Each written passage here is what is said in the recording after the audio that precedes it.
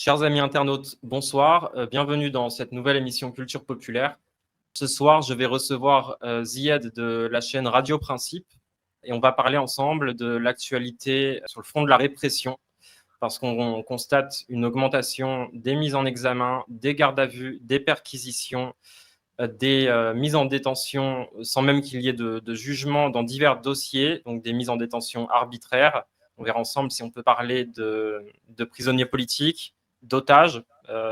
On peut oser le mot, à mon avis. Donc, Zied, je te remercie d'avoir accepté notre invitation. Bonsoir. Salut Florent, bonsoir tout le monde. Bonsoir, bonjour, tout dépend quand est-ce que vous regarderez cette vidéo. Merci d'avoir accepté notre invitation, Zied. C'est normal, je te remercie de l'invitation, moi, de mon côté, c'est tout à fait normal. Zied, tu es le responsable d'une chaîne YouTube qui s'appelle Radio Principe. Ouais, Radio Principe TV, ouais. Radio Principe TV, vous faites des émissions sur des sujets politiques, sur des sujets religieux également. Tu es toi-même musulman pratiquant. Ouais, effectivement, ouais. Si tu me permets, je vais me présenter, Florent. Comme ça, au moins. Je t'en prie. Moi, Zied, 39 ans, je suis père de 3 enfants. J'ai créé Radio Principe TV, ça fait 5 ans et demi. Effectivement, ouais, on est sur YouTube. On est que sur YouTube parce que moi, les réseaux sociaux, c'est pas du tout mon truc. Donc, on est que sur YouTube et puis voilà, ça fait 5 ans et demi. Donc, comme tu l'as dit, on aborde différents sujets, notamment politiques, sociétaux, religieux. À un moment donné, on parlait aussi, j'avais une petite émission de sport, on parlait foot avec un ami. On a parlé aussi de business, de commerce, etc. Donc, on est très diversifié, mais voilà, ces 2 dernières années et demie, ou de mon côté, de notre côté, parce que nous, on s'identifie comme étant un navire pirate lié à. Enfin, on s'identifie beaucoup au manga One Piece. Là, on est un peu des pirates. Et donc, on a subi, moi et mon équipage, c'est-à-dire mes chroniqueurs, un peu de répression, quand je gère de répression, voilà, un peu de coups de pression, on va dire ça comme ça, de la part de la justice, etc. Il y a eu des jugements, il y a eu des condamnations, il y a eu de la garde à vue, il y a eu de la perquisition. Donc voilà, on en parlera un peu ce soir. Et donc depuis 2 ans et demi, voilà, on est resté que sur ce volet, on va dire plus sociétal, qui englobe les sujets que j'ai évoqués, c'est-à-dire politique, religieux, etc. Et puis voilà, on est encore là en ce moment. Et je suis aussi, excuse-moi, je suis aussi auteur de 4 livres, des livres assez rapides à lire, mais je pense qu'on en parlera pendant l'émission. Donc voilà. Très bien. D'ailleurs, j'en profite pour dire à nos amis qui nous écoutent de ne pas hésiter à venir s'abonner à la chaîne Radio Principe TV. Et pour ceux que ça intéresserait, on mettra en lien en description de cette vidéo le lien vers tes ouvrages pour ceux qui souhaiteraient se les procurer. Donc, effectivement, on en parlera tout à l'heure. Vous êtes, je crois que ce n'est pas abusif de dire que vous êtes maintenant des habitués des tribunaux. Ouais, plus moi, ouais. Plus toi que le reste de l'équipe. Ok. C'est ça. Aujourd'hui, on constate une intensification de la répression, des gardes à vue, des perquisitions, des descentes à 6 heures le matin chez les uns, chez les autres, sans parler des morts suspectes qu'on a pu constater les mois passés. Je pense notamment à Éric Dénessé. Aujourd'hui, je voudrais qu'on fasse un focus sur 2 cas en particulier qui méritent qu'on s'y attarde parce qu'ils concernent des militants qui, somme toute, me paraissent tout à fait raisonnables et je ne pense pas qu'ils méritent ce qui leur arrive. Donc, il s'agit de Vincent Perfetti, de Anna Novikova, qui sont donc membres de l'association SOS Donbass et qui organisent, je crois que c'est la 2e ou 3e fois qu'ils organisent cette opération, qui organisent des convois humanitaires depuis l'Europe de l'Ouest vers le Donbass avec des médicaments, des produits de première nécessité, des vêtements, de la nourriture, à destination donc de populations civiles en zone de guerre, quelle que soit l'appartenance communautaire des personnes qui se trouvent là, que ce soit des Ukrainiens ou des Russes. Voilà, les populations civiles du Donbass. On peut considérer que c'est une association humanitaire, somme toute, comme il en existe beaucoup. Mais visiblement, certains ne l'entendent pas de cette oreille dans les instances dirigeantes et dans la justice. Et donc, ces personnes se retrouvent aujourd'hui bien en garde à vue prolongée ou incarcérées. Je crois que c'est la prison de Fleury-Mérogis. Et également, donc, le cas plus local, nous ici à Nice, le cas de Amira Zaiter, donc, qui est une militante pro-palestinienne qui, déjà l'année dernière, avait été condamnée, avait passé 46 jours derrière les barreaux et est ressortie avec un bracelet électronique pour des tweets. Donc, il n'y a pas de vol, il n'y a pas de braquage, il n'y a pas d'agression. Voilà, on va en prison aujourd'hui en France en 2025 pour des tweets. Donc là, elle est de retour en prison parce qu'elle a commis l'erreur de s'exprimer de nouveau sur Twitter. Et donc, vu le risque de récidive, alors on reviendra tout à l'heure sur la notion de récidive, hein, parce qu'elle n'a pas été condamnée déjà de façon définitive sur l'affaire précédente, elle est en cassation. Mais toujours est-il que voilà, depuis le 14 novembre dernier, donc ça fait une dizaine de jours, 10-12 jours, elle est de nouveau en prison et donc elle y sera à minima jusqu'en janvier, date de son procès. Je te laisse la parole. Ouais. Bah, écoute, déjà, premièrement, il est important de préciser qu'on leur apporte tout notre soutien à eux ainsi qu'à l'ensemble de leur famille. C'est extrêmement grave aujourd'hui d'envoyer des gens derrière les barreaux pour des propos, et encore, quand on dit des propos, on est gentil, hein, pour, on va dire, du militantisme à vocation humaine, parce que ça concerne la Palestine, ça ne concerne pas que les musulmans ou que les arabes ou quoi que ce soit, ça concerne l'humanité, parce qu'on a assisté à un génocide, tout simplement, sur les qualifications du tribunal pénal international, etc., de la Cour aussi internationale de justice. Mais bon, moi, à titre personnel, je n'avais pas attendu d'avoir ces autorisations, moi je s'appelle comme ça, pour pouvoir le dire. Donc voilà, on leur apporte tout notre soutien et c'est un scandale. C'est un scandale de savoir ça aujourd'hui en 2027, en 2025, pardon, en 2027, oula, en 2025. Et surtout dans un pays comme la France, qui est vu dans le monde entier comme étant le pays des libertés, le pays de la liberté d'expression, etc., etc., etc. Le regard, enfin la vision qu'ont les gens du pays et de la population, c'est un truc de fou. Moi, j'ai des amis qui vivent en Asie du Sud qui me disent, mais les Français sont honnis, mais comme pas possible. Ils sont honnis comme pas possible. On est aujourd'hui quasiment au même niveau. J'ai envie de dire que, par exemple, des soldats israéliens qui peuvent se trouver en vacances quelque part là-bas en Asie et tout. On a vu tourner des vidéos sur Internet. Il y a des gens qui viennent leur demander des comptes par rapport à Gaza, etc. On est en train de devenir un peu dépestiféré. On a nos politiques aussi qui ne nous aident pas, hein, dont notamment le chef de l'État, qui est en roue libre en total. Donc voilà, faut apporter tout notre soutien à ces personnes-là. Et d'autant plus que moi, je sais ce que c'est, puisque pareil, hein, moi, je passe là, le 17 décembre en cour d'appel de Reims, parce que j'ai pris 4 mois ferme. Ça allait rigoler. Parce que j'ai déclaré que la France était une colonie israélienne, voilà, dans une vidéo, de manière métaphorique. Hein. La France n'est pas une colonie israélienne dans les faits, mais de manière métaphorique. Mais le titre de la vidéo, c'était la lâcheté des islamo-boudioul.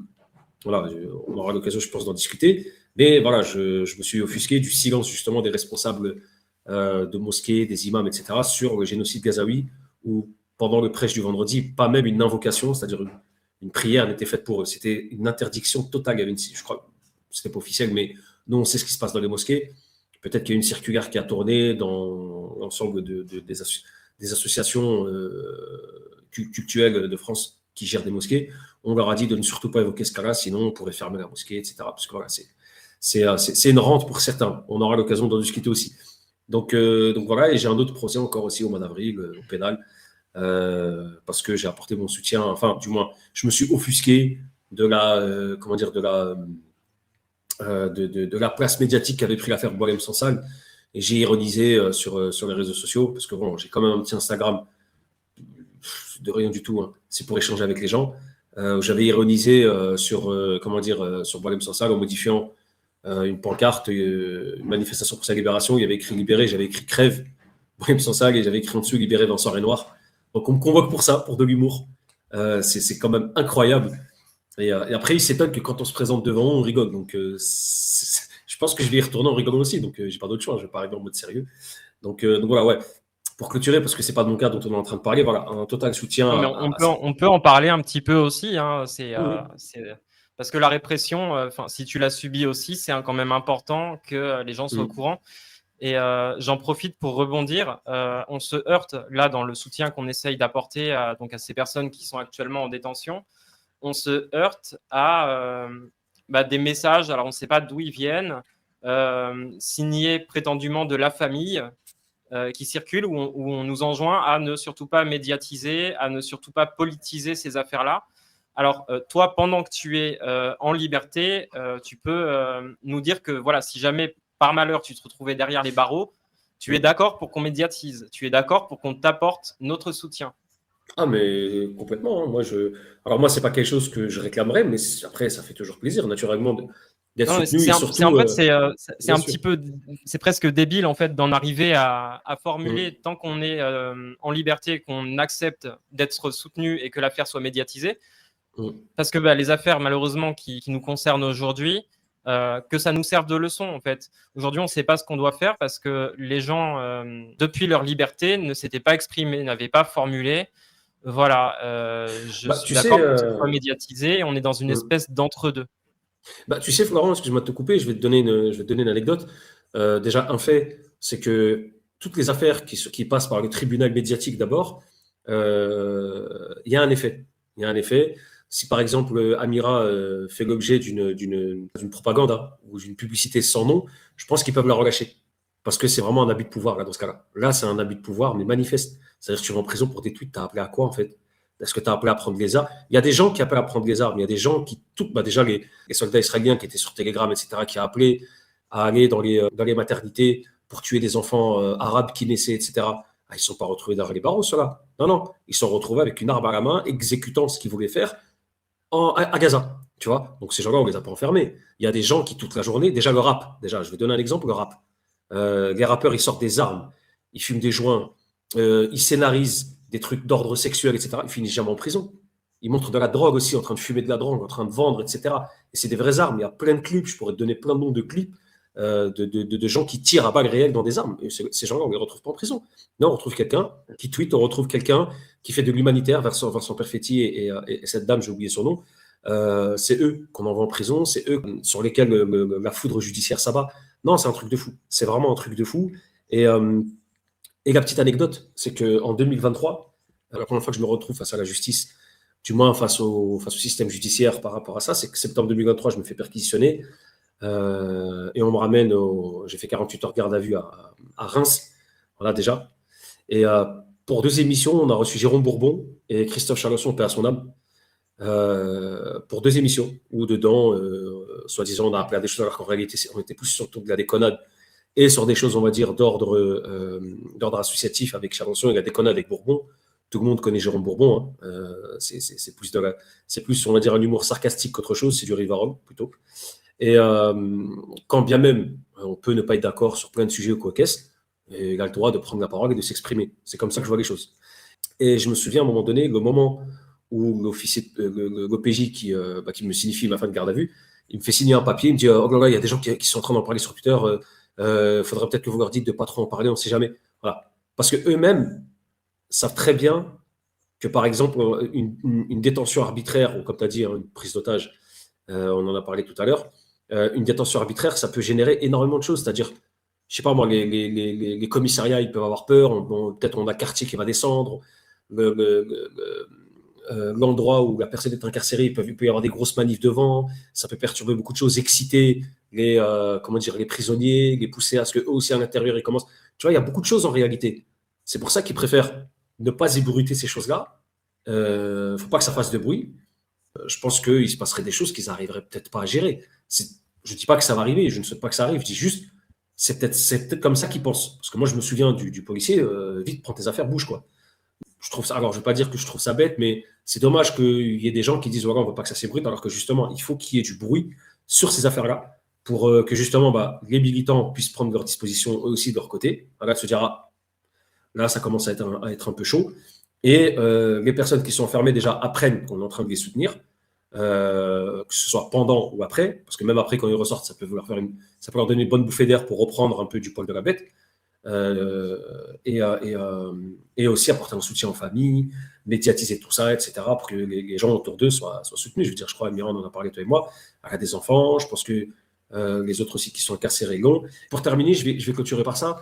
J'ai envie de te dire que c'est un bon signe, malgré ce qui peut se passer, malgré ce qui se passe dans la vie des gens dont on est en train de parler. C'est un bon signe parce que quand un pouvoir un pouvoir qui part la tête, c'est un pouvoir qui flanche, tout simplement.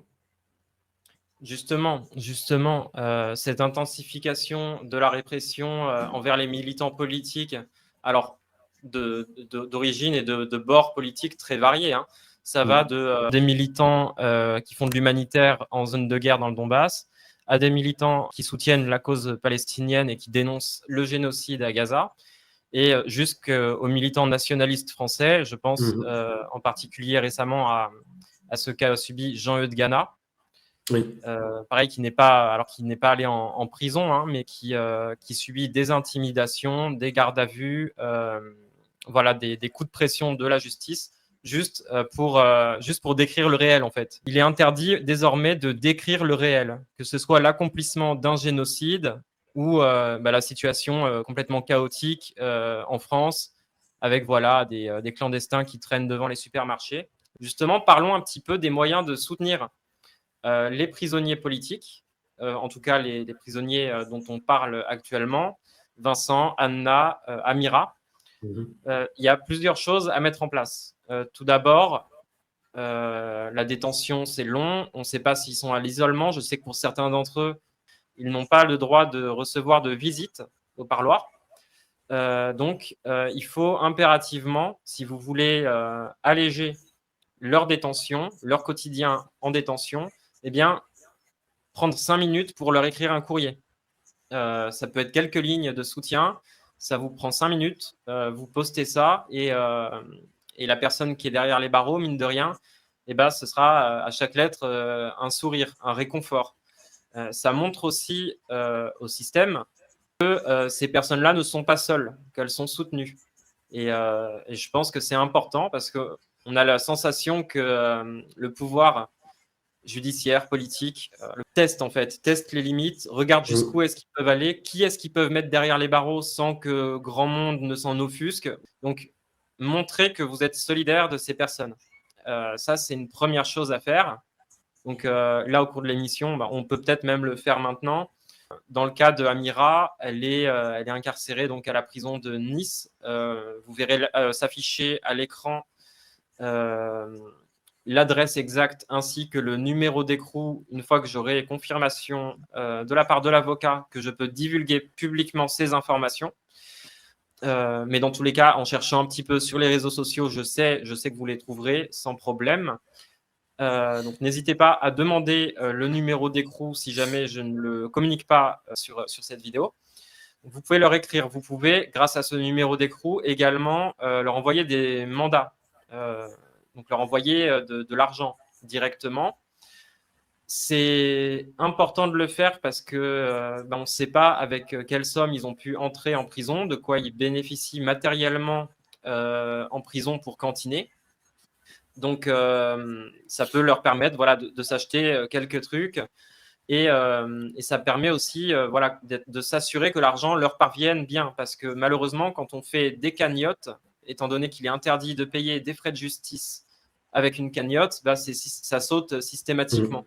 Et le dernier point, c'est la mobilisation dans la rue pour demander la libération de ces personnes. Alors ici sur Nice, paraît-il qu'une mobilisation sera organisée très prochainement. Donc restez à l'affût sur les différents canaux de communication militants ou d'actualité. Ziad, je te laisse compléter un petit peu tout ça. Alors, je peux que rejoindre ce que tu viens de dire. Ouais, faut leur apporter du soutien, comme tu l'as évoqué déjà. Premièrement, les courriers. Alors, moi, je suis jamais passé par la case prison, Dieu merci. Donc, du coup, je sais pas ce que c'est, mais je pense que voilà, recevoir du soutien, surtout pour des gens qui ne sont pas destinés à y aller. Voilà, un militant ne se dit pas qu'il va finir en prison. Un militant sait qu'il va peut-être avoir quelques petits soucis au niveau de son travail, au niveau de sa vie de famille, parce que c'est quelque chose qui est très chronophage Et c'est quelque chose qui, voilà, un militant, c'est quelqu'un qui met son âme dans ces choses-là. Donc, tu peux rencontrer des problèmes dans la vie de tous les jours, mais un militant ne s'apprête pas à aller en prison. Donc, pour lui, c'est anormal. Donc, c'est même un devoir moral et citoyen que d'apporter son soutien. Que ce soit, comme tu as dit, hein, par le biais de courrier ou par le biais de mandats. Surtout les mandats, pourquoi? Parce que faut éviter qu'ils mangent tout ce qui vient tout ce qui est cuisinant en prison. Pourquoi? Bon, moi, j'ai toujours dit, je suis un complotiste canal historique. Il y a Christophe Chalençon, paix à son âme, avant d'entrer en prison, il y a Christophe Chalençon, pardon, en sortant de prison. C'est deux choses complètement différentes. J'ai échangé beaucoup avec lui par SMS. Il me disait, frérot, on m'a empoisonné. C'est pas normal. Il avait un cancer, mais en rentrant, il avait un cancer, mais il commence à se soigner, etc., mais il était en pleine forme. Il est ressorti complètement déglingué, voilà. Et un turbo-cancer, d'ailleurs, ce qui lui est arrivé, donc peut-être quelque chose qu'ils lui ont mis dans la bouffe, peut-être je sais pas moi, ils ont dû lui administrer un vaccin, 60 kilos de ça, on ne sait pas. On ne sait pas. Donc c'est super important d'envoyer des mandats pour qu'ils puissent voilà, acheter de quoi, parce qu'en prison, tu peux faire ta propre nourriture, tu peux stocker ça même dans ta cellule, etc. Donc c'est super important de faire ça pour éviter qu'ils aient à manger là-bas, d'envoyer aussi, si vous pouvez aussi, des denrées alimentaires, d'envoyer également aussi tout ce qui est produits d'hygiène, notamment pour les femmes. Voilà, il faut penser à toutes ces choses-là. Dites-vous que ce sont des gens qui sont en prison parce qu'ils dérangent le système et qu'à partir du moment où le système t'attrape dans sa demeure à lui, il peut faire ce qu'il veut de toi. Voilà. C'est pas des gens qui sont en prison pour des faits de délinquance, de drogue ou de je ne sais quoi. Voilà. Parce que ces gens-là, justement, le système vous pousse à être un délinquant, être un voyou. Voilà. Là, tu vas ressortir. Là, en prison, on va peut-être, tu vas être soutenu par le PS et les filles, etc. Voilà.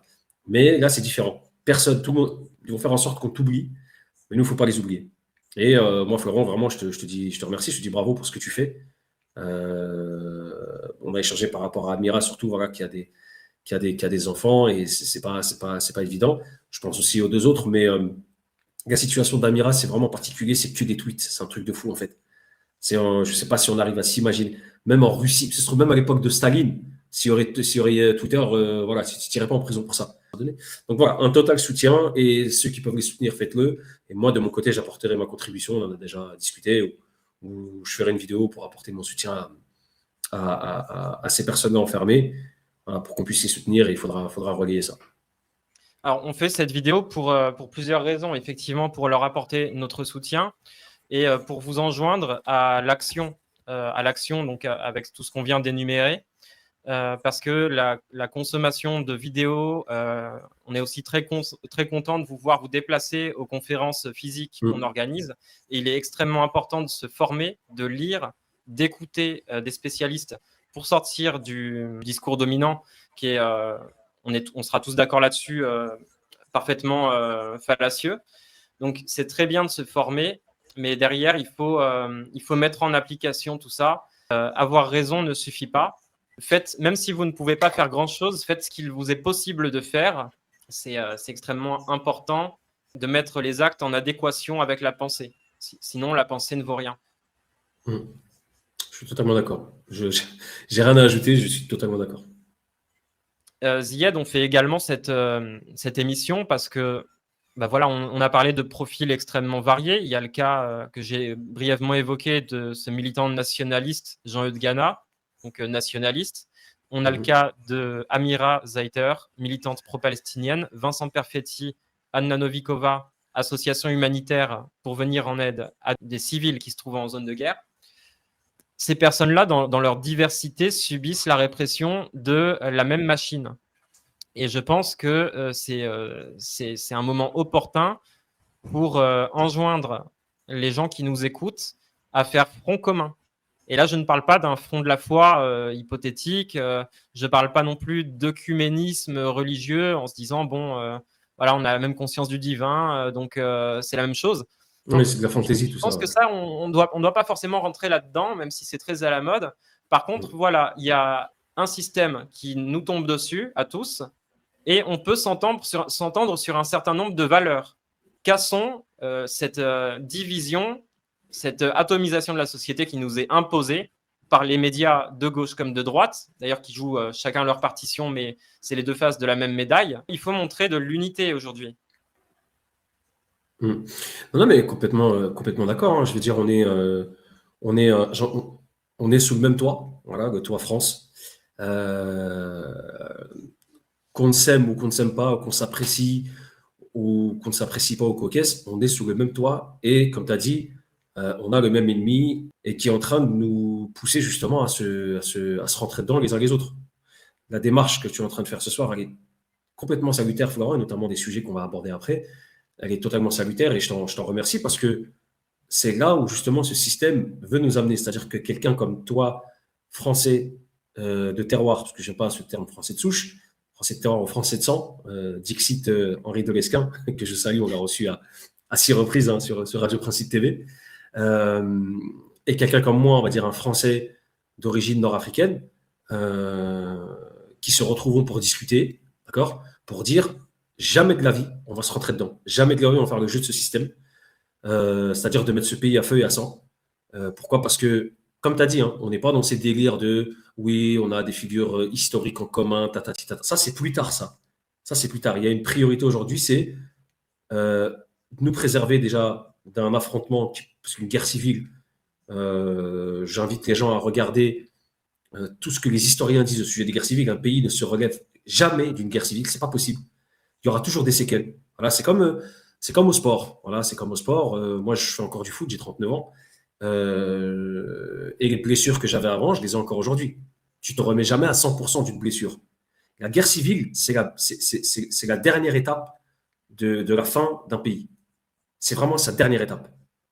Et c'est là où on est en train de nous pousser. Voilà, il y a des proxys, hein, via Zemmour, les pousses au crime. Là, les médias Bolloré, la voilà. bolosphère, on va dire. Donc, oui, c'est News, c'est le média Frontière. Ouais, c'est ça. Et de l'autre côté, ça va être aussi les médias et les organisations gauchistes de type SOS Racisme, Touche pas à mon pote, qui font le même travail en miroir. Ziad, tu viens toi-même de la gauche antiraciste, je crois. Alors, venir de la gauche antiraciste, alors juste pour apporter, on va dire, un complément aussi de réponse, enfin un complément à ce que tu viens de dire, il y a des médias aussi de gauche qui poussent à ça, notamment le média sur YouTube. J'en ai parlé aussi malheureusement, un média dont j'aime bien des fois, j'aime bien la bonne humeur, j'aime bien l'ambiance, mais c'est des gens qui poussent à ce que les personnes d'origine nord-africaine, etc., se divisent totalement, on va dire, entre guillemets, des blancs en France. C'est un média qui s'appelle Parole d'honneur. Ce sont des gens qui s'assimilent qui s'affilient, à la gauche indigéniste, antiraciste, toutes ces choses-là, LFI, quoi, sans le dire. Donc voilà. Alors, pour répondre à ta question, alors moi, je ne viens pas de la gauche antiraciste, mais moi, je suis issu des quartiers populaires de Seine-Saint-Denis. Je suis né, j'ai grandi là-bas. J'ai quitté la région parisienne à 24 ans pour rejoindre l'Est de la France. Moi, je n'ai jamais été affilié à aucun parti de gauche. Je n'ai jamais rejoint. Oui, mais on sait en France que c'est, on va dire que le gauchisme culturel a infusé dans les banlieues, sans même que les gens adhèrent en fait à ces associations, à ces structures. C'est ça, exactement. C'est là où j'allais en venir. C'est que justement, moi, je me suis jamais affilié à quoi que ce soit. Par contre, on était malheureusement dans une école de pensée en banlieue, dans la cité, comme on dit, où on était en mode, excusez-moi des termes, hein, je l'ai dit pour qu'on puisse comprendre, nique la France. La France, voilà, c'est un pays, qui nous a colonisés. On va tout cramer, on va faire ceci, on va faire cela, on va les faire payer, nanana. Mais on ne se rendait pas compte qu'en réalité, ça, c'est l'histoire de nos parents, peut-être qu'ils ont vécu la colonisation, ou de nos grands-parents. La nôtre, elle est totalement différente. La nôtre, elle est en France, d'accord? Il y a certes une colonisation mentale, ça, je pense qu'on va en parler pendant l'émission, mais à un moment donné, je vais dire, à travers tout ce que j'écoutais, c'est-à-dire le rap que j'ai pu écouter, les séries que j'ai pu regarder, les films, etc., etc., à un moment donné, ça te conditionne, c'est pas ça te pousse, c'est encore pire, ça te conditionne et ça te conforte dans le fait que, on va dire que tu es dans un pays que tu dois détester. Ce qui crée déjà en toi un sentiment de malaise, c'est-à-dire que tu ne te sentiras jamais à l'aise quelque part, donc forcément toujours en colère et tu vas faire des problèmes à tout le monde, tu vois. Et de deux, ça pousse à une schizophrénie. C'est-à-dire que tu dois choisir entre ton père et ta mère. Ça, c'est la pire des choses pour un enfant. Et ben, pour un enfant de banlieue, ça, c'est la pire des choses. Choisir entre son père, on va dire, ses origines, l'histoire de ses parents, etc. Ce qu'on lui a mis dans la tête, ce que la gauche antiraciste nous met dans la tête depuis petit, à travers les proxys que sont le rap, etc., qui a été poussé en avant hein, par le Parti socialiste, etc. Et de l'autre côté, ta mère, on va dire la France, le pays qui a accueilli tes parents, dans lequel tu es né, et qui te fait bénéficier on va dire des droits, mais aussi des devoirs que tu as. Ça, c'est une chose que j'ai compris bien plus tard. On a toujours réclamé nos droits, mais quant à nos devoirs, où est-ce qu'ils sont? Voilà, ça, c'est des choses que j'ai compris bien plus tard. Après, on a compris que voilà, accomplir nos devoirs dans un système comme celui-ci, des fois, il ne faut pas trop insister non plus, tu vois. Faut appartenir à la bonne, faut appartenir aux bonnes personnes hein, pour éviter de te faire des problèmes. Si oui, là, on parle plus de devoirs moraux envers, envers la France et non pas de devoirs légaux envers la République. C'est ça, voilà. Et donc, qu'est-ce qui s'est passé? C'est que moi, le déclic, et ça peut paraître bizarre au vu du contexte actuel, justement, on est en plein dedans, c'est que moi, ce qui m'a permis de sortir de tout ça, c'est ma religion. Moi, à l'époque, je n'étais pas du tout dans la religion. Il faut savoir quelque chose, c'est qu'en islam, quelqu'un qui ne prie pas, qui ne jeûne pas, etc., tu peux t'appeler Mohammed, tu peux t'appeler Abdelkarim, tu peux t'appeler ce que tu veux. Tes parents, ils peuvent aller au pèlerinage 150 000 fois, ils peuvent faire l'aumône, machin. Si toi, tu n'es pas dans les 5 piliers de l'islam, c'est-à-dire la prière, le jeûne, la zakat, c'est-à-dire l'aumône purificatrice, le pèlerinage et l'attestation de foi, tu vois, tu n'es pas musulman. Moi, j'étais dans aucune de ces optiques-là. Je ne jeûnais pas, je ne priais pas, etc. Donc, je n'étais pas musulman. Et ce qui m'a reconnecté à tout ça, c'est justement, c'est quand c'est été 2010, je reviens du Canada, et j'aurais jamais pensé, parce que moi, j'étais complètement ignorant des réalités du terrain, on va dire, musulman. Voilà. Et à côté, j'étais pas non plus quelqu'un qui disait ouais Maghreb United, etc. hein. En réalité, j'étais vraiment dans une recherche, on va dire, d'identité. Tu vois, j'étais ni l'un ni l'autre. Je savais pas où me situer vraiment. C'est la perte de repères identitaires, c'est une véritable catastrophe. Tu ça, vois c'est le lot de tous les individus déracinés, parce qu'en réalité, on est dans une situation pas normale, quoi qu'on nous dise. Des mouvements de population, alors première, deuxième, troisième génération, ouais. on assiste quand même à quelque chose de synthétique, quoi, d'organisé. Et ça crée, en fait, on est tous plus ou moins les victimes d'une espèce d'expérience grandeur nature. Donc oui, je comprends parfaitement qu'on ait des moments de troubles existentiels à cause de ce déracinement. En réalité, dans le meilleur des mondes, chacun est enraciné dans sa terre, la fait fructifier et la transmet à ses enfants. C'est ça, complètement. C'est absolument ça. Ouais. Ça, je l'ai découvert bien plus tard, mais on va y arriver. Et donc, je te disais, c'était un voyage au Canada. Et là-bas, j'ai rencontré des musulmans convertis, tu vois, on va dire des vikings, super grands, blonds, yeux bleus, qui venaient de bords différents. Et j'ai sympathisé avec quelqu'un, bon, tu sais, très tatoué, très machin. Et là où je travaillais, il y avait un petit restaurant, c'était un Algérien, quelqu'un d'origine algérienne qui était là-bas. Donc, j'allais manger là-bas quasiment tous les midis. Et je rencontrais cette personne qui me voyait, je suis quelqu'un, moi, assez solitaire. Et voilà, les Américains, les Nord-Américains, etc., pour ceux qui connaissent, c'est des gens qui savent aller vers l'autre, tu vois.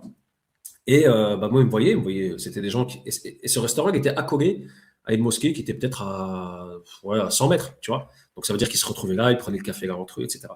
À un moment donné, voilà, il y a quelqu'un qui vient me voir, qui me dit excuse-moi, tu sais, que son accent québécois. Si tu veux que je te fasse l'accent québécois, tu me dis, sinon. Non, ça ira. Allez, fais-nous un accent québécois, vas-y. Ouais, il y a un mec qui me disait tiens, Sagui, on va souvent rester ici, tiens, tu restes tout seul. Ça fait maintenant presque une quinzaine d'années, tu vois, que j'y étais, mais ça m'avait marqué sur le coup. Et du coup, tu sais, il vient, il s'assoit comme ça, il sympathise un peu. Ouais, on te voit assez souvent, tu te poses ici, etc. Donc, je lui explique, moi, je viens de France. Je disais jamais je suis français, je dis je viens de France. Tu vois le truc. Je dis je viens de France, je suis là voilà, pour 3 mois, machin, etc. Je bosse un peu à gauche, à droite, on sympathise, etc. Et à un moment donné, c'était l'heure de la prière. Et il me dit ouais, on y va. Je regarde, je dis on va où? Je dis c'est l'heure de la prière, tu vois. Et tu sais, je vais te dire un truc. À ce moment-là, tu sais, j'avais l'impression, en fait, quelqu'un m'a acheté une enclume de 2000 milliards de kilos. Je pesais extrêmement lourd, tu vois. C'est même pas que je me suis senti bête, c'est que je me suis senti, mais en fait, je voulais, tu sais, s'il y avait un trou, je me serais mis dedans, en fait, tu vois. Vraiment, j'aurais dit, vas-y, jette le sable, tu vois, enterre-moi vivant. Et je le regarde, je dis, ah, mais moi, je prie pas. Il me regarde comme ça, il me dit, tu pries pas. Je dis, bah ouais. Il me dit, attends, écoute, c'est quoi? J'arrive, justement, je vais prier, je reviens. Et là, il revient, il m'explique, il me dit, écoute, tu sais, il me dit, je vais te dire une chose. Toi, tu as sûrement des origines, enfin, parce que je lui expliquais que je suis franco-tunisien, etc.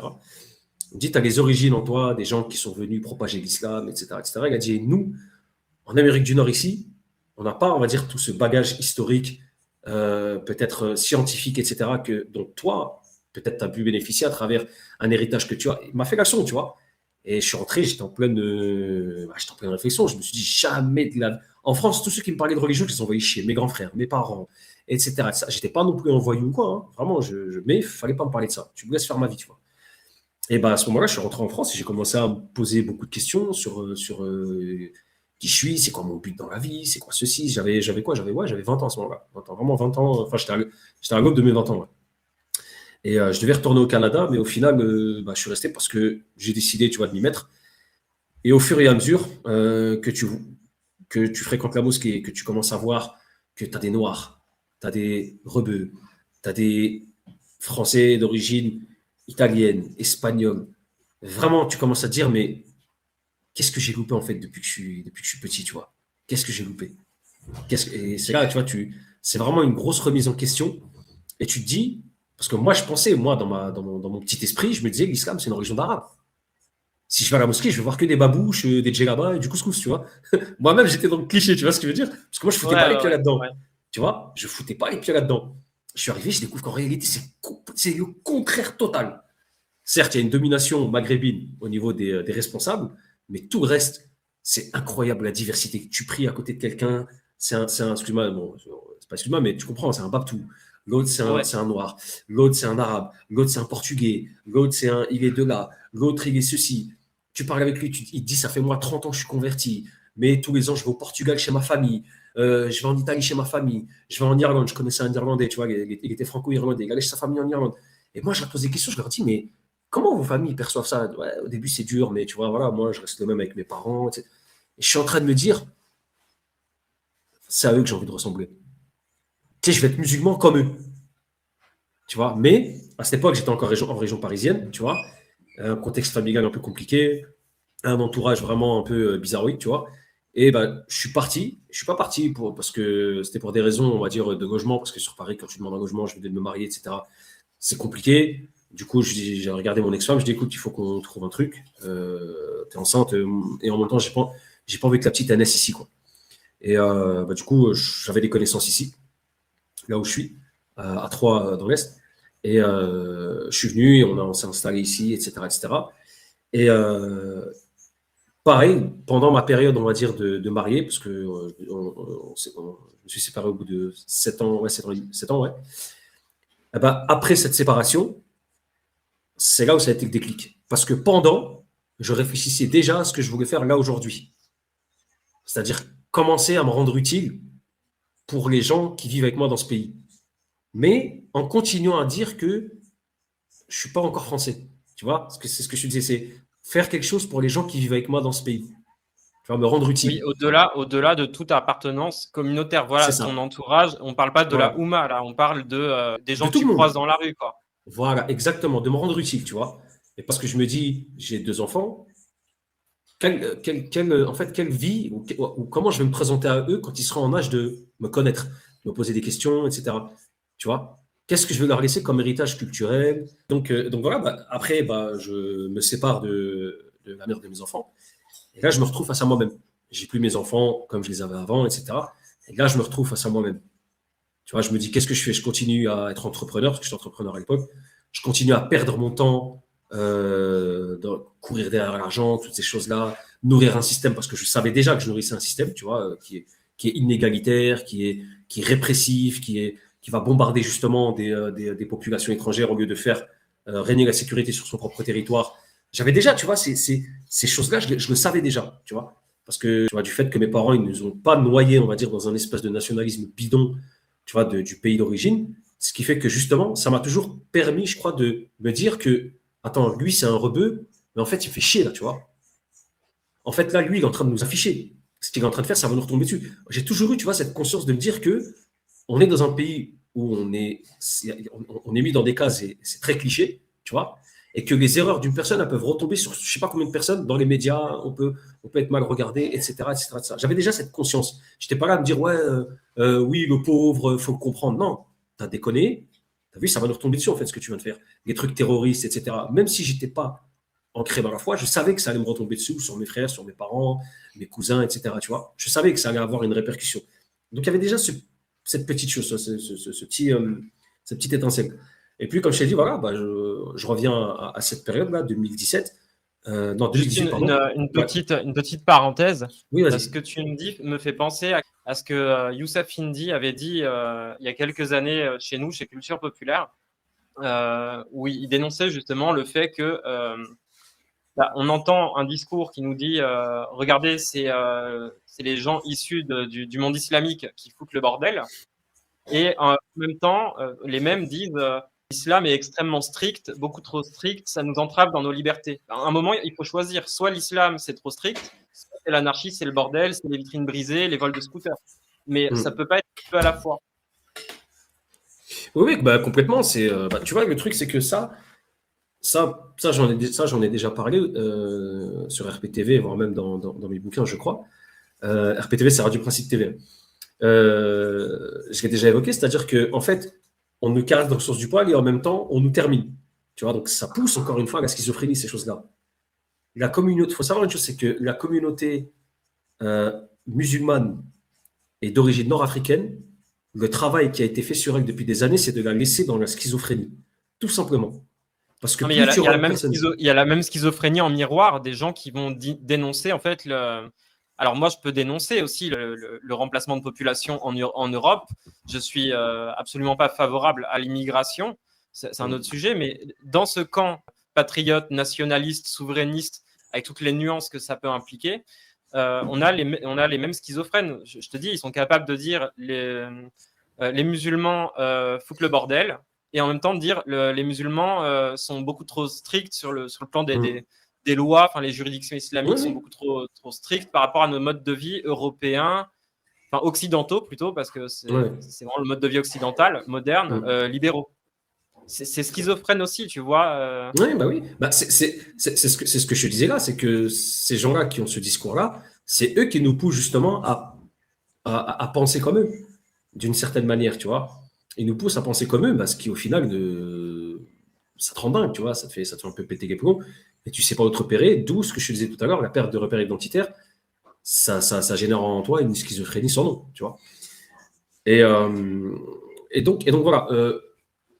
Donc voilà, comme je disais, je commence un peu à sortir on va dire, du carcan psychologique et mental dans lequel j'étais, et je me reconnecte enfin, je commence à échanger avec des gens qui ont les mêmes origines que moi. D'ailleurs, je le salue, c'est Karim de la chaîne Ragnarok. Lui, il est franco-algérien. On s'est retrouvés, parce que voilà, je me suivais sur YouTube par rapport à la situation qu'il vivait avec ses enfants, j'avais un peu la même. Et après, voilà, on s'est retrouvés sur des valeurs communes, et que je me disais que lui, son métissage, tu vois, il a réussi. Déjà, le métissage, c'est pas évident. Tu vois, c'est deux cultures complètement différentes. Tu vois, t'as le cul entre deux chaises, c'est compliqué, tu vois. Mais il a réussi à trouver sa place. Et je me suis dit, comment ça, lui, il a réussi à trouver sa place? Et moi, j'ai pas encore trouvé la mienne. Et du coup, on a eu beaucoup d'échanges. On allait sur sa chaîne, on parlait de tout ça, etc., etc. J'ai commencé à développer ma pensée. J'ai commencé à faire ceci, cela. Et voilà, pour en arriver à créer Radio Principe TV, ce que j'ai toujours voulu faire, en fait, c'est-à-dire, comme je t'ai dit, me rendre utile. Je me suis dit, comment faire? Moi, je suis quelqu'un qui ne qui ne veut adhérer à aucun parti politique, à aucune structure associative ou quoi que ce soit. Moi, j'ai toujours été imprégné d'un principe, c'est une liberté totale de parole et de mouvement, tu vois. Et quand tu appartiens à un groupe de personnes, eh ben, tu dois tu dois dire en fait ce qui va leur plaire, voilà. Et ce qui ne va pas leur plaire, ce qui ne va pas plaire à l'auditoire de ces gens-là, il faut que tu le retires. Moi, c'est pas mon truc, tu vois. Par contre, je m'inspire énormément de ce que peuvent dire. Je prends à gauche, à droite, etc. Je construis ma pensée comme ça. Ce qui fait qu'aujourd'hui, tu vois, à bientôt 40 ans, mon identité, je l'ai trouvée, je l'assume totalement. Je suis français, de confession musulmane, tu vois, et de culture occidentale. Tout simplement, tu vois. Et mon ancrage, il est français, Parce que moi, ça, c'est un truc que j'ai su faire ces dernières années. Il faut faire une différence entre être originaire d'eux et avoir des origines d'eux. Tu vois, moi, j'ai des origines d'Afrique du Nord, de la Tunisie plus précisément, mais je suis originaire de Seine-Saint-Denis. Donc, ma mentalité, elle est française, complètement. Tu vois, ma mentalité, elle est banlieusarde, elle est française. Voilà, ma mentalité est française. Mais par contre, là où je tiens à préciser un point, c'est que moi, je me déclare comme étant français. Quand je fais une vidéo, des fois je m'adresse aux musulmans, des fois je m'adresse aux non-musulmans, d'accord? Mais Radio Principe TV a plus été perçu par des non-musulmans. Ça a eu une meilleure oreille chez des non-musulmans que chez les musulmans parce que quand quelqu'un comme moi, on va dire, arrive et dit ce qu'il dit là, c'est-à-dire qu'il aime profondément son pays, qu'il aime profondément son peuple, parce que je fais partie du peuple français, tu vois, et qui se bat pour améliorer les choses chez lui, d'accord? Et pas chez les autres. Les autres, par exemple, des fois, on me dit, ouais, mais pourquoi est-ce que tu parles jamais de la Tunisie? Mais je ne suis pas tunisien. S'il y a des problématiques en Tunisie, c'est aux Tunisiens sur place de les régler. S'ils veulent que je leur donne la parole, il n'y a pas de problème. Mais je n'ai pas à moi à faire le travail de gens qui sont là-bas. Déjà, premièrement, c'est un aveu de faiblesse pour eux. Et deuxièmement, je n'ai pas la réalité du terrain, j'ai rien. Ma réalité, elle est française, point barre. Par contre, comme je t'ai dit, pour terminer, moi, je suis un Français à part entière, mais je suis Français à ma manière. C'est-à-dire que moi, je ne suis pas Français républicain. Je ne suis pas Français, on va dire, laïque. Moi, je suis Français indépendantiste. Moi, j'appelle à l'indépendance du pays. C'est-à-dire sorti de l'Europe, sorti de l'euro, sorti de l'OTAN, comment dire, d'arrêter de soutenir des régimes génocidaires, comment dire, de travailler sur l'immigration. Moi, j'ai toujours dit que le meilleur moyen de travailler sur les problématiques migratoires ou islamiques, c'est avec les musulmans. Les solutions, c'est nous qui allons les apporter. Personne ne pourra jamais mieux comprendre un franco-algérien, un Algérien venu du bled qu'un franco-algérien, par exemple. Tu vois, tu vas pas régler le problème avec quelqu'un, on va dire un Français, un Strasbourgeois qui veut régler Moi, le souci. je pense, on sera peut-être pas d'accord ou peut-être qu'on sera d'accord, je ne sais pas, mais je pense que la question migratoire, elle doit être gérée entre la France, en l'occurrence, et les pays en fait, c'est les pays de la Méditerranée, quoi. Ah, Que... mais complètement. Alors, attends, je précise, bien sûr. Exactement. En fait, moi, je l'ai toujours dit. Il est impossible pour moi aujourd'hui de dire que je suis contre ce qu'on appelle la remigration, tu vois, et la fermeture des frontières quand on voit justement comment les pays du Maghreb procèdent dans la frontière. Au Maroc, la frontière marocaine, les gens qui franchissent la frontière de manière illégale, ils se font tirer dessus. En Algérie, on les fout dans le désert. En Tunisie, pareil. En France, c'est pas ce qui se passe. Tu vois, en France, on ouvre les vannes. On ouvre les vannes. Mais de toute façon, on sait très bien aussi que cette ouverture des vannes, elle est intentionnelle. On est là dans un remplacement de population volontaire pour faire disparaître la nation française parce qu'il y a des gens qui ont un projet de vengeance. On ne va pas rentrer dans le sujet. On ne va pas rentrer dedans. Pour les gens qui s'intéressent, on les renvoie simplement aux propos du Rav Twitou. Le Mashiach viendra que quand Edom, l'Europe, la chrétienté sera totalement tombée. Donc, je vous pose la question. C'est une bonne nouvelle que l'islam envahisse l'Europe? C'est une excellente nouvelle, ça annonce l'envie de Mashiach. Bah, tu sais, et justement, c'est pour ça que je te dis ça, c'est que naturellement qu'il faut que la France règle ça avec les pays en eux-mêmes. Mais ça, c'est la gestion politique. Moi, je te parle de la gestion sociétale, c'est-à-dire nous, la population, comment est-ce qu'on doit gérer ça? Tu vois? C'est-à-dire que moi, demain, j'aurais pas de mal à faire comprendre à un Tunisien qui est arrivé et que la France ne veut pas garder, j'aurais pas de mal à lui faire comprendre qu'il faut que tu rentres chez toi, frérot. C'est fini, terminé. On t'a dit au revoir. Tu es venu ici, d'accord? Tu n'as pas accompli ce qu'on attendait de quelqu'un qui arrive dans un pays, c'est-à-dire l'intégration et non pas l'assimilation. D'accord? Moi, l'assimilation, c'est pour quelqu'un qui est né ici. Donc, je ne vois pas les choses de la même manière. Moi, je suis né ici, de facto, je suis assimilé. Tu vois? L'intégration, c'est pour des gens qui viennent de l'extérieur. Tu vois? Après, bon, je pense que ça pourrait peut-être faire le sujet d'une autre. Non, mais c'est une question de proportion aussi, et c'est une question aussi de souveraineté du peuple historique français, du peuple qui est là depuis 2000 ans, qui devrait être le seul à avoir son mot à dire sur l'implantation ou non d'halogènes dans la population. Je suis totalement d'accord avec ça, bien sûr. Ça, c'est un truc que j'ai toujours justement déploré, c'est-à-dire que et je suis même très très critique. Hein, j'invite les gens à regarder une dernière vidéo que j'ai publiée sur des propos qu'a dit un député de l'LFI, comment ça s'appelle, Ali Diouara, où il explique qu'il est un député de papier, toutes ces choses-là, c'est-à-dire des choses qui sont complètement méprisantes à l'égard pas de ceux qui l'ont élu, quoi. Tu vois, et tu lui verses son salaire tous les mois. Tu vois, parce que c'est des gens qui vivent sur ton public, hein, on le rappelle. Hein. Des propos mais complètement mais insultants envers les Français, dont je fais partie, d'accord. Et mais moi je te dis encore une fois, le truc c'est quoi? C'est que demain, nous, encore une fois, les fils d'immigrés, si on peut servir à faire comprendre à des populations étrangères, c'est-à-dire par exemple comme je t'ai dit moi par rapport aux Tunisiens, leur faire comprendre que voilà, tu es venu ici, on t'a donné des règles, tu les as pas respectées, tu vas repartir, il va falloir que tu le fasses, frérot.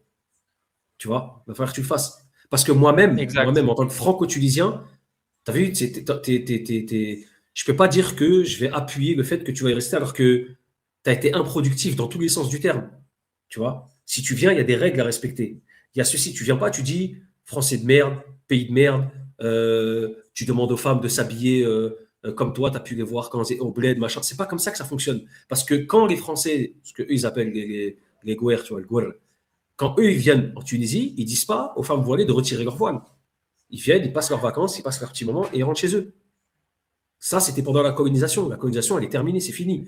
Les Français sont partis des pays d'Afrique. Si aujourd'hui, on est encore, si les pays d'Afrique aujourd'hui, pardon, ont encore du mal à se relever, c'est plus de la faute de la France. Il faut arrêter de dire que oui, mais ils tirent les ficelles. Non, non, non, ils peuvent tirer les ficelles autant de fois qu'ils veulent. Des ficelles, ça se coupe. Tu prends un ciseau, tu coupes.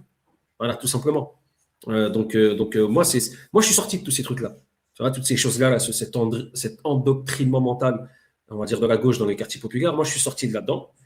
Mais je ne suis pas non plus devenu, on va dire, allez, extrémiste ou quoi que ce soit. Moi, je suis fier de mes origines, tu vois. Mes origines, c'est un grand peuple, on va dire, qui a amené justement la religion dans laquelle je suis aujourd'hui et qui m'a fait me réconcilier avec beaucoup de choses, pas seulement mon identité, mais aussi avec des gens, par exemple des gens comme toi, Florent, tu vois, des gens que je calculais pas au Caucase. Je me suis énormément rapproché. Par exemple, moi ici, je vais donner un exemple, les dernières municipales en 2000, parce qu'elles ont été décalées en 2021 par rapport au Covid, c'est moi qui ai fait le programme, ou du moins la moitié du programme, d'une candidature citoyenne, d'une personne ici, tu vois, que j'ai filmé ici les manifs contre le pass sanitaire. On est parti à l'hôpital de Troyes. Ça a été relayé dans France 3 Régions, etc., etc. Tu vois, ils ont repris mes extraits. Voilà. Ici, il y a beaucoup de gens qui me connaissent comme étant un Français à part entière. J'ai une question. Dans la hiérarchie, et comment est-ce que tu articules la religion, le fait religieux et le fait politique? Est-ce que c'est des choses qui doivent, selon toi, se compléter ou se confondre, ou est-ce qu'il y en a un qui a l'ascendant sur l'autre? Comment est-ce que ça s'articule pour un musulman? Parce que moi, donc en tant que Français, en tant que catholique, je suis évidemment critique de la loi de séparation de l'Église et de l'État, 1905. Bah, écoute, moi, j'ai toujours dit qu'une société, elle ne peut pas faire loi, parce que déjà, quand on reprend l'étymologie du mot loi, le mot loi, c'est quelque chose qui appartient aux religions, tu vois. C'est pas quelque chose qui a été créé comme ça par les citoyens, ou par les politiques, ou les rois de France, ou je ne sais qui, tu vois. Le terme loi, c'est quelque chose de purement religieux, tu vois. Parce que les premières lois qui ont été descendues sur Terre, c'est à travers les livres révélés, l'Évangile, la Torah, le Coran, etc. Moi, une société qui n'est pas régie par la foi, c'est une société qui est vouée à l'échec. Quand je dis à l'échec, c'est vraiment à l'échec le plus total. Regardez aujourd'hui ce qui se passe en France. La France, c'était la fille aînée de l'Église. Elle a prospéré pendant un millénaire. Pendant une sacrée période. Ouais. Et à partir du moment où tout ça s'est arrêté, bah, tout s'est écroulé. Donc voilà. Mais pour moi, une société, elle ne peut pas prospérer si elle n'a pas, on va dire, soit des personnes religieuses à sa tête, voilà, qui accordent de l'importance aux faits religieux, peut-être pas dans les lois, peut-être pas dans la gestion de la société, etc., dans l'aspect vraiment purement politique, soit une société gérée par des lois religieuses, tout simplement, tu vois. Mais une société, on va dire, on voit, on va dire, l'avènement des sociétés laïques, ce qui s'est passé. Tout ça, c'est des signes que Dieu nous envoie, à mon sens, tu vois. C'est que cette histoire de laïcité, à un moment donné, ça va s'arrêter. Parce que des pays qui étaient ancrés dans la religion, dans la foi, qui l'ont abandonné pour un système, on va dire, on ne reconnaît plus aucune religion, c'est-à-dire qu'en réalité, on se coupe de sa foi. Moi, pour moi, c'est comme ça que je vois le truc. C'est comme une auto-excommunication. Je sais plus comment on prononce ça. Oui, c'est ça. Tu vois, c'est une auto-excommunication, c'est-à-dire que de toi-même, tu te sors ta propre religion. Si tu estimes que ta religion elle ne peut pas gérer la société dans laquelle tu vis, alors que c'est son essence, c'est son origine même, tu vois, c'est ça gars qui l'a fondé, qui l'a fait se tenir pendant des siècles et des siècles, tu vois. Et toi, tu arrives comme ça d'un coup, tu dis non, on va arrêter, on va passer à un système où les religions, on n'en a plus rien à cirer au sommet de l'État. Avant, ces lois laïques, c'était des lois qui étaient purement religieuses. Et les pays, on va dire, je ne veux pas dire prospéraient, mais il y avait de la morale, il y avait de Est-ce que tu l'honneur. penses, je te coupe, vraiment une Oui, vas-y. question, une pure Vas-y. curiosité. Est-ce que tu penses que le système iranien, en dépit du fait que ce soit un pays chiite, et je rentre pas dans le conflit qu'il peut y avoir entre chiites et sunnites, mais est-ce que tu penses que justement la façon d'aborder la politique et la religion en termes institutionnels, en termes de pouvoir en Iran est pertinent? Je vais pas te mentir, je sais pas quoi te répondre parce que je suis pas trop au fait de la politique iranienne. Je sais pas comment est-ce qu'il fonctionne. Je sais qu'il y a les gardiens de la révolution qui veillent à ce que qu'on garde une certaine forme, on va dire, de sacré dans la société. Et ça, personne ne peut cracher dessus quand on est quelqu'un de religieux, tu vois. Ils veillent à ce que. En fait, c'est comme un conseil de sage, tu vois. Et ça serait bien, par exemple, peut-être de s'en inspirer, c'est-à-dire de garder la France, on va dire, dans un système où, on va dire, les lois ne sont pas forcément religieuses, mais elles passent, quand elles sont proposées, enfin, quand des projets de loi sont déposés, comment dire, et qu'elles sont soumises à vote, etc., qu'elles passent par ce Conseil des sages pour que, comme le Conseil constitutionnel, par exemple, tu vois, c'est la même chose. Eh ben, ça passe par là pour dire, ah non, ça, t'as vu, on peut pas, on regarde de ce texte-là, on regarde de ce que Dieu dit là, de ce que les paroles prophétiques disent là, etc., etc. Tu vois, ça, c'est quelque chose qu'on pourrait créer, par exemple, ici en France. Et tu vois, moi, je verrais bien un conseil de sages, tu vois, de gens, bah, déjà d'origine de la France, tu vois, catholiques, et de se concerter aussi avec la masse des musulmans qui sont en France pour apporter non pas on va dire, la solution adéquate, mais apporter aussi un point de vue, par exemple sur l'usure, sur tu sais, la circoncision, sur les mariages, tu vois, sur l'éducation des enfants, toutes ces thématiques, on va dire, qui font la société, tu vois, qui fait, on va dire, ce qu'on appelle le vivre ensemble, entre guillemets, si tu vois ce que je veux dire, tu vois, qui fait que les populations cohabitent, tu vois, et de savoir, bah, ouais, mais regardez, si vous, par exemple, ça vous l'acceptez, là, du côté là, ils vont peut-être se dire, ah ouais, c'est quoi ce truc de ouf, tu vois. Donc, c'est de la concertation. Mais après, chacun fait ses lois. C'est de la concertation, et malheureusement, aujourd'hui, quand on parle de concertation, les gens, ils entendent œcuménisme. Oui, oui, non, C'est-à-dire que, non, alors ça, absolument c'est pas. surtout dans les mouvements on va dire, les mouvements nationalistes. Mm.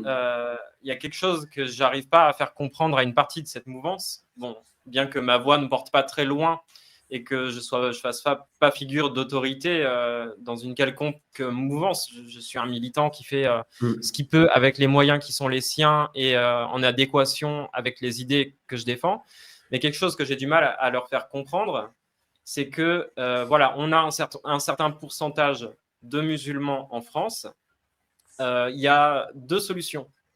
Soit ça se passe mal et on part à la guerre civile et C'est ce qu'on disait tout à l'heure, ouais. on sait qui en seront les vainqueurs. Ce sera ni les musulmans ni le peuple historique français qui soit malheureusement devenu athée ou qui soit resté fidèle au catholicisme. Ça profitera à une autre faction, à une autre communauté. Donc voilà, soit on part au clash et ce sera un drame pour tout le monde, soit on prend acte que la situation, elle est ce qu'elle est, et on fait en sorte, dans le calme, de trouver une solution en fait à ce Ouais, problème, complètement. parce que c'est un problème. La situation dans laquelle on est en France est problématique. À d'autres échelles, on voit les ravages du communautarisme sur des pays comme le Liban, qui a carrément Oui. érigé en modèle politique le confessionnalisme, avec voilà, toutes les dérives que ça implique derrière, la partition, le morcellement de la société, le délitement en fait du tissu social et les tensions religieuses. Alors en France, c'est carrément des tensions ethno-religieuses parce qu'il y a deux peuples sur une terre. Mais on voit que la confrontation entre deux peuples au sein d'une nation, sans parler de qui est légitime, qui n'est pas légitime, ça c'est un autre débat. Mais la confrontation, si on prend cet état de fait, ne profitera à personne. Donc il faut baisser au maximum ces tensions communautaires. On peut avoir nos désaccords qui ne sont pas forcément insurmontables. Moi, par exemple, je prie tous les jours pour que les musulmans abandonnent leurs croyances et se convertissent au catholicisme. Mais c'est parce que je veux le bien d'autrui. C'est-à-dire que je me préoccupe, je me préoccupe de l'âme de mon prochain et de son salut. Tu sais, la première mission du croyant, c'est justement de prêcher pour sa paroisse. Tu sais, j'ai envie de te dire que cette démarche, elle est tout à fait compréhensible. Pourquoi? Parce que, comme tu as dit, il y a deux peuples sur une même terre. Et il y a une population invitée, c'est-à-dire nous, tu vois, les gens originaires enfin, les fils d'immigrés, tu vois, avec une religion invitée aussi, tu vois. Et on en revient à ce que je te disais tout à l'heure. C'est votre toit, c'est votre loi, tu vois. C'est ça le truc. Il est tout à fait légitime pour quelqu'un comme toi, on va dire de confession catholique, de vouloir que, enfin, tu estimes être sur le bon chemin, on va dire religieux spirituel, d'être sur la bonne foi. Et donc toi, tu estimes être sur quelque chose de bon, donc tu veux cette bonté pour les gens qui t'entourent, ce qui est tout à fait normal. Moi, à titre personnel, comment je vois la chose? Moi, j'ai toujours dit, la religion historique en France, c'est le christianisme. Point barre. Quelqu'un qui s'intéresse à l'islam, j'ai pas moi à aller le voir. Moi, déjà, premièrement, on a un principe en islam, c'est le bon comportement. Il y a même un hadith du prophète Mohammed, paix et bénédiction de Dieu sur lui, qui dit n'est pas des nôtres celui qui n'use pas du bon comportement. N'est pas des nôtres. N'est pas des nôtres. Tu vois, c'est une excommunication, en fait. Ça veut dire que celui-même qui prie, qui jeûne, mais qui se comporte comme un animal à côté, il n'est pas des nôtres. Tu es tout seul dans ton coin. Tu vois, tu es tout seul dans ton coin. Et donc, moi, je dois user du bon comportement. Et ma première mission, mon premier objectif, c'est de montrer que l'islam n'est pas ce qu'on est en train de dépeindre actuellement dans ce système. Tu vois, moi, c'est ça ma première mission. Après, si quelqu'un s'y intéresse et qui me pose des questions, naturellement, je vais lui en parler, mais je ne vais jamais lui dire, ouais, viens à la mosquée, tu vois, on s'en fout de ça. Moi, il me pose des questions, je lui réponds à ces questions. Et si je ne peux pas lui répondre, je le renvoie vers quelqu'un qui pourra. Mais tu vois, moi, je ne suis pas dans cette optique de ce que les médias disent de conquête. C'est plutôt ceux qui sont ici qui doivent conquérir ceux qui arrivent. Et c'est tout à fait légitime. Parce qu'encore une fois, on est dans l'exercice de l'inversion accusatoire, si tu vois ce que je veux dire, pour ne pas te faire de problème. Tu vois. Oui. J'aimerais à ce propos, je suis content d'avoir un musulman pour pouvoir répondre à cette question à ce micro. On entend dans les médias, alors surtout dans les médias de la Bolloré, etc., les musulmans pratiquent la taqiyya. Alors, moi, quand j'entends ça, ça me fait bondir. Est-ce que tu peux très rapidement nous expliquer pourquoi donc, les musulmans qui sont majoritaires en France et dans le monde islamique plus largement, donc les sunnites, qu'est-ce que c'est la taqiyya dans la tradition sunnite? Alors déjà, il faut savoir un truc, c'est que la taqiyya n'a absolument pas de fondement dans la tradition sunnite, c'est plutôt dans la tradition chiite. Donc la taqiyya, c'est un principe, en gros, on dissimule ses intentions, on va dire, d'ordre religieuse. On va dire ça comme ça. C'est-à-dire que, je vais te donner un exemple, un maire, quelqu'un qui va se présenter là, ça va être le municipal, qui vient de quartier populaire, qui est originaire d'Afrique du Nord, et on sait que c'est quelqu'un qui fréquente les mosquées, il prie, il pratique sa foi, etc., mais il est purement républicain. On va dire, ça ne dérange pas d'être inclusif, le LGBTisme ne dérange pas, il est dans la diversité, il est dans ceci. On va dire, taqiyya. Lui, c'est quelqu'un qui est en train de dissimuler une forme d'islam politique en lui. Mais j'aimerais juste préciser une chose, c'est que la taqiyya, elle est pratiquée déjà premièrement chez les chiites, mais c'est un autre débat. On va dire si on peut l'affilier à l'islam, c'est une pratique qui est chiite. J'invite les gens à se renseigner. Voilà. Sinon là, c'est trop long, on pourrait être là jusqu'à demain. Oui, non, mais vraiment pour que nos Ouais. internautes comprennent, Mais quand on accuse les musulmans de France, donc voilà, extrêmement majoritairement sunnites, de pratiquer la taqiyya. voilà. Rien que ce que tu viens de dire là, ça invalide. Ça n'existe pas dans cette tradition-là, en fait. Bah, complètement, parce que j'ai même envie de dire un truc, c'est-à-dire que les personnes qui parlent sans cesse de taqiyya visant les musulmans de France, ce sont des gens qui eux-mêmes cachent leurs intentions à Dieu, si tu vois ce que je veux dire. Et est-ce que tu n'as pas l'impression que quand Éric Zemmour fait une crèche à Noël, il pratique pas une forme de taqiyya? Bah, c'est exactement ce que je viens de te dire là tout de suite. Ceux qui aujourd'hui parlent de taqiyya, ce sont des gens qui, quand ils portent la kippa, c'est pour cacher leurs mauvaises intentions à Dieu. Et aujourd'hui, en fait, ces gens-là, ceux qui prononcent ces propos-là, ils nous les collent à nous. C'est-à-dire que nous, on a des mauvaises intentions envers le peuple de France. C'est-à-dire que on va prendre le pouvoir, ou ça va être une espèce de forme subversive d'intégration dans la société, c'est-à-dire marier des femmes blanches, etc., pour prendre le pouvoir sur les blancs, les convertir de force, voiler les femmes de force, vous circoncire de force, vous arrêtez de vous faire manger du porc de... Non, mais en fait, c'est purement, même en faire un film, ce serait impossible. Tu vois, tellement c'est quelque chose qui n'est pas de l'ordre du réel. Tu vois, je rassure les gens qui nous écoutent, il n'y a absolument aucun musulman en France. Alors, en dehors justement de tout ce qui est acte terroriste, on n'appelle pas ça de l'attaquer, on appelle ça de la préméditation. Ça, c'est autre chose, d'accord? Mais personne, je Là, dis on parle en en juridiction islamique, enfin dans le droit, voilà, dans le droit islamique. voilà, dans la juridiction islamique, dans le droit islamique, voilà, la taqia, c'est quelque chose qui n'existe pas. Tu vois?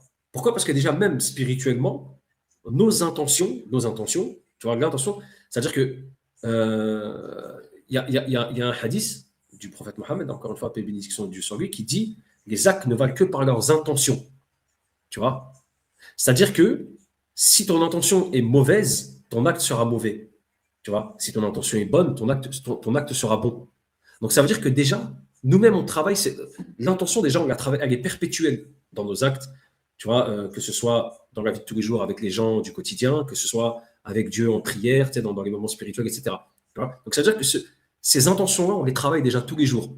Mais le fait de cacher ses intentions dans un espèce de truc bouli-boulga d'islam politique, tout ça, c'est des conneries. Il faut rassurer les gens, je Bien vous le sûr. dis face caméra. Il n'y a absolument aucune ambition de prise de pouvoir politique liée à la taqia ou je ne sais quoi. Quand quelqu'un de confession musulmane est élu maire, député, etc., il est républicain. Il est républicain, point barre. Quelle politique d'immigration serait souhaitable en France? Une politique migratoire contrôlée avec des conditions, notamment l'apprentissage du français obligatoire et une restriction peut-être du regroupement familial si famille il y a à l'étranger. Tu te sens plus proche d'un militant LFI ou d'un militant nationaliste français? Ah, d'un militant nationaliste français. Quelle question, Florent? Pour ou contre la remigration? pour, pour la remigration, mais avec des conditions. Avec des conditions, c'est-à-dire que si quelqu'un, par exemple, est en situation irrégulière, mais qui, par exemple, il est actif dans le pays, c'est-à-dire il est actif de manière, c'est-à-dire il travaille, il produit, etc., et qu'il a ses enfants qui sont à l'école, qui sont très bien éduqués, qui est une bonne personne et qui ne dérange absolument personne et dont personne ne se plaint, c'est un cas à voir. Tu vois, on va dire c'est quelqu'un qui, je pense, faudrait regarder. Mais tous les nervis, toutes les personnes nuisibles, etc., oui, sur ça, je suis totalement d'accord. Ok. Le droit du sol ou le droit du sang? Droit du sol, droit du sang. La sacrée question. Joker. Elle est très... Ok. Non, mais... Il y en a deux, trois où je mets où je sais qu'elles sont pas évidentes. Non, mais tu sais, je vais te dire un truc. Si je serais pas papa, je te dirais droit du sang. Mais je suis père, tu vois, et je sais pas quoi te dire. Parce que si, par exemple, je te dis droit du sang, mes enfants, tu vois, leur mère n'est pas, on va dire, française de sang. Tu vois ce que je veux dire? Elle a aussi des origines étrangères. Donc, tu vois, c'est par rapport à mes enfants que je dis Joker. Mais je pencherais plus vers français de sang. Je pencherais plus si je devrais choisir, mais sinon Joker. En tant que musulman, tu préfères vivre dans une France catholique ou dans cette république laïque actuelle? Une France catholique. à 150 000%. D'ailleurs, moi, je tiens à signaler que ma fille, elle est dans une école confessionnelle catholique. Tu vois, ma fille, la plus grande, est dans une école confessionnelle catholique. Et j'insiste pour qu'elle aille aux cours, tu vois, les cours, tu vois, d'éducation spirituelle, religieuse, et leur enseigne un peu certains éléments du catholicisme, tu vois. Les célébrations et les événements qu'ils ont à faire et les font dans une église, une cathédrale, pour moi, c'est important. J'y tenais vraiment, tu vois. Quelle place pour l'islam en France? Une place de soutien. Une place, on va dire, Allez, je ne vais pas dire l'islam, parce que l'islam en soi, c'est, c'est, c'est, c'est, euh, c'est des codes, tu vois, c'est scientifique. Moi, je dirais plus les musulmans. Mais je dirais une place, on va dire, une place entre secondaire et prioritaire liée à l'histoire de France récente, tu vois. Où pour moi, si la France devrait accueillir encore une fois des populations, il faut que ce soit des populations francophones, tu vois, notamment les populations qui étaient colonisées, tu vois. S'il devrait y avoir une priorité sur l'accueil de populations étrangères, ce seraient les populations d'abord francophones. S'il devrait y avoir, je dis bien, dans une France fantasmée actuellement. Mais ouais, c'est plus une place, on va dire, une place. Alors, allez, pour te répondre, quelle place pour l'islam en France? Je pense au côté du catholicisme, mais en autogestion, avec des responsables qui se sont présentés et qui ont présenté, on va dire entre guillemets un programme et qui ont été élus à la tête de ces gens-là comment dire, en coordination avec on va dire les gestionnaires du pays qui peut-être eux ne seront pas musulmans, je ne sais pas, tu vois. Très bien. Bah écoute, Excuse-moi, j'ai été un Ziad, peu le sur saga. Non, mais t'inquiète, c'est nickel, c'est nickel. Ziad, je te remercie d'avoir une nouvelle fois d'avoir accepté notre invitation. Je pense qu'on a fait un beau tour d'horizon. J'espère qu'on aura l'occasion de s'entretenir de nouveau sur la chaîne de Culture Populaire, sur ta chaîne ou sur Avec grand plaisir. une autre chaîne, peut-être la chaîne de nos amis du service public libre que nous saluons. Ouais. Donc salut à toute l'équipe du SPL. Refaites des vidéos, vous nous manquez. Ouais, grave. Donc Ziad. Si tu me permets, Florent, un dernier point. Oui. Je voudrais, si tu me le permets naturellement, je voudrais présenter mes livres. Voilà, je voudrais présenter mes livres. Et, je t'en prie. Voilà, parce que tout ce qu'on a expliqué, tout ce que j'ai développé ce soir, notamment les questions que Florent m'a posées, les sujets qu'on a évoqués, en fait, ils sont dans ces livres-là. J'ai écrit 4 livres, voilà. Donc le premier, c'est Autopsie du musulman de France, les vérités que les musulmans refusent d'admettre. Voilà, c'est très rapide à lire. Le deuxième, là, ça concerne la communauté musulmane de France. Voilà. Le deuxième, c'est le maghrébinisme. Donc pareil, c'est Autopsie du musulman de France, tome 2. Donc c'est la suite de celui-ci. Alors dans celui-là, je décortique, j'amène des pistes de réflexion avec beaucoup de sarcasme, un espèce d'humour noir c'est un peu écrit au vitriol. Tu vois, celui-là, j'étais vraiment en pétard. Celui-là, j'étais en pétard quand je l'ai écrit. Je vais pas te mentir, parce que c'est un ras-le-bol de beaucoup de choses. Voilà. Au sein de la communauté musulmane, naturellement.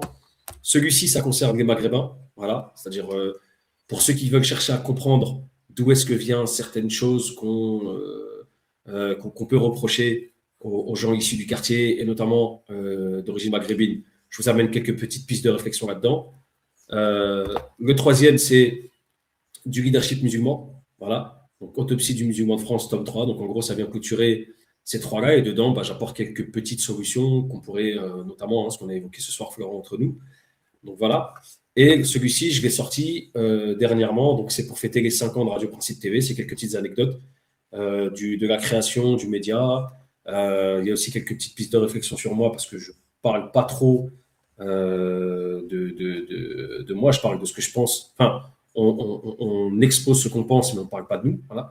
Donc, j'amène quelques petites pistes de réflexion, notamment pour les musulmans qui ont du mal à comprendre mon discours, c'est-à-dire tout ce qu'on s'est dit ce soir, Florent. J'explique voilà, le pourquoi du comment de certaines choses et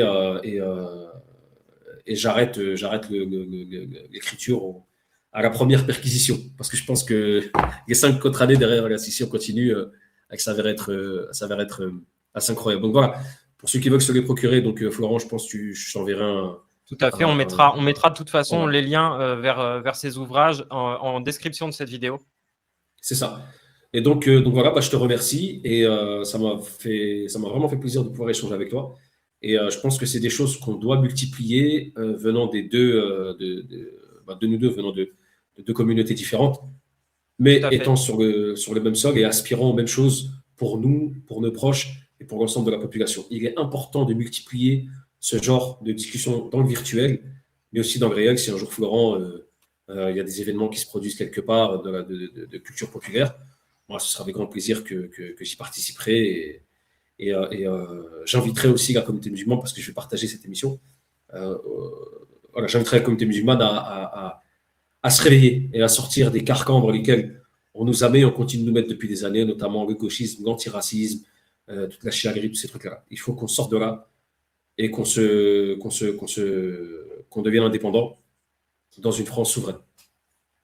Merci pour ces mots de sagesse et merci pour cette conclusion. On se dit à très bientôt et bon vent à tout l'équipage de Radio Principe TV.